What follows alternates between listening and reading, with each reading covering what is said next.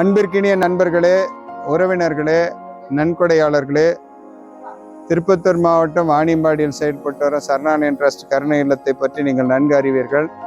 இங்கே ஆதரவற்ற குழந்தைகளும் முதியோர்களும் மனநலம் குன்றியோரும் தங்கியிருக்கிறார்கள். இது பெண்களுக்கான பகுதி. இந்த பகுதியில் இருக்கிற பெண்களுக்கு இந்த 3 கட்டிடங்களும் பூர்த்தியானபடினாலே ஆண்களையும் பெண்களையும் தனித்தனியாக பிரிக்க திட்டமிட்டோம். ஆண்களுக்கான கட்டிடத்தை இங்கே கட்டி கொண்டிருக்கிறோம். இதை கட்டுவதற்கு வாணியம்பாடியை சேர்ந்த திரு சுப்பிரமணி சார் அவர்களுடைய மகன் துபாயில் இருக்கிற திரு கணேஷ் அவர்கள் மோல்டிங் போட்டு கொடுத்தாங்க. உங்களுடைய நன்கொடைகளை பெற்றுக்கொண்டு இதை நாங்கள் கட்டி இந்த நிலைமைக்கு கொண்டு வந்தோம். இப்போ சமீபத்தில் இதை தரப்போட வேண்டியான சூழ்நிலை வந்தது.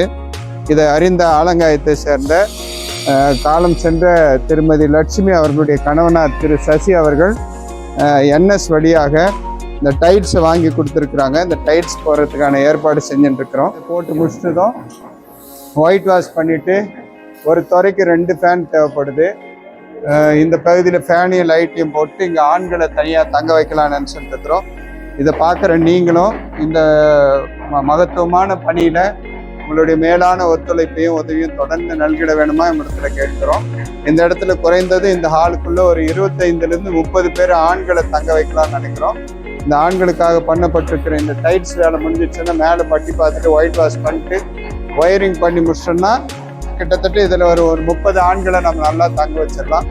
இதுக்குண்டான அடிப்படை தேவைகள் இருக்கு. உங்களுடைய உதவினாலும் மட்டும்தான் இந்த இல்லம் சிறப்பாக செயல்பட்டு கொண்டிருக்கிறது. இதற்கு உங்களுடைய மேலான ஒத்துழைப்பையும் ஆதரவு கரத்தை நீட்டும்படி உங்களை அன்பாய் கேட்டுக்கொள்கிறேன்.